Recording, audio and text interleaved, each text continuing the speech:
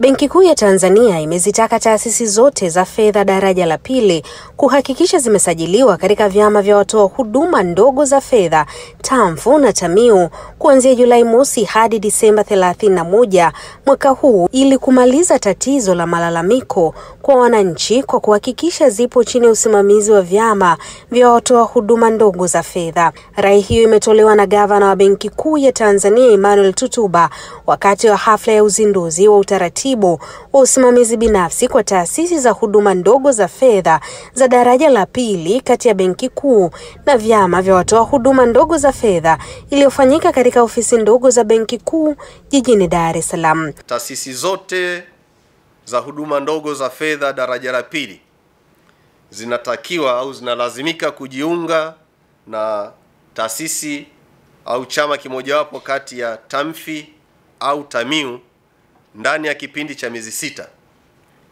Na zoezi hili linatakiwa kutekelezwa kuanzia leo tarehe 1 Julai 2025 hadi mwishoni mwa Desemba 2025. Kutakuwa na kipindi cha miezi 6 ambapo taasisi zote za microfinance institutions za daraja la pili zitatakiwa zijisajili. Aidha, Gavana Tutuba ameziagiza taasisi binafsi za fedha zinazotoa mikopo kwa wananchi mbalimbali kuhakikisha zinatoa elimu ya fedha kwa wateja wao, kwani kutofanya hivyo ni kosa kisheria. Pamoja na hayo, Gavana Tutuba amezisisitiza taasisi binafsi zinazotoa huduma za kifedha kuwa ni kosa kisheria kufanya biashara ya kukopesha fedha bila kuwa na leseni inayotolewa na Benki Kuu ya Tanzania BOT. Nitoe rai kwa watu wa huduma wote kuendelea kuongeza kasi ya elimu.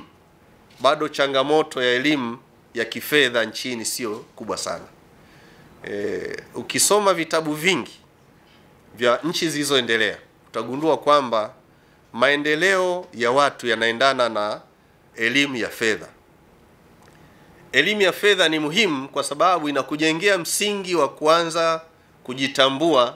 Hata pale unapopata kipato, unaweza ukatenga kiwango fulani kwa ajili ya kuweka akiba, ukaanza kufanya savings, ukatengeneza nidhamu ya kuwa na akiba.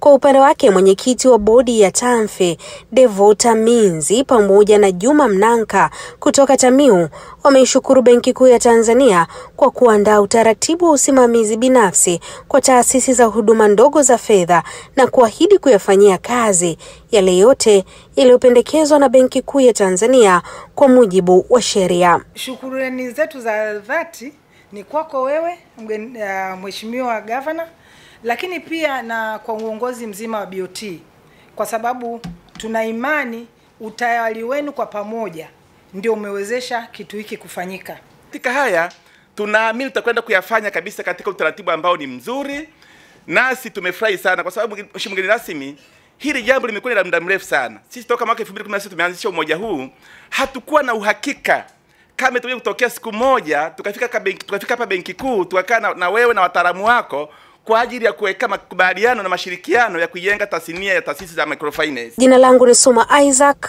na hii ni Wasafi Digital.